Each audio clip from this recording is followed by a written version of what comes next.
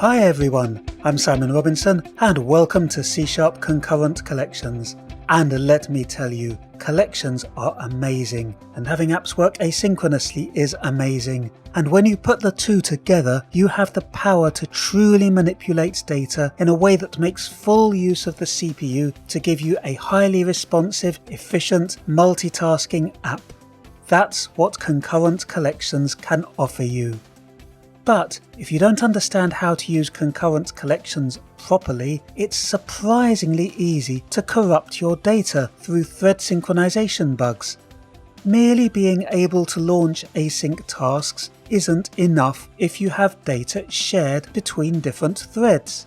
You also have to learn to think about your logic in a concurrent way, so you can anticipate and avoid threads corrupting each other's data. And that's exactly what I teach in this course. You'll learn all about how to read and update data in a concurrent dictionary in a thread-safe way. And along the way, you'll learn how atomic methods can help keep your data safe and how race conditions can destroy that safety if you're not careful.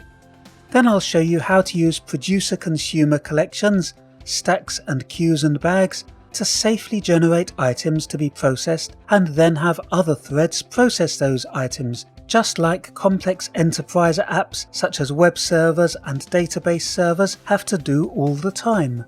By the end of this course, you'll be able to use concurrent collections to create efficient code that safely allows multiple threads to simultaneously access and manipulate data in collections.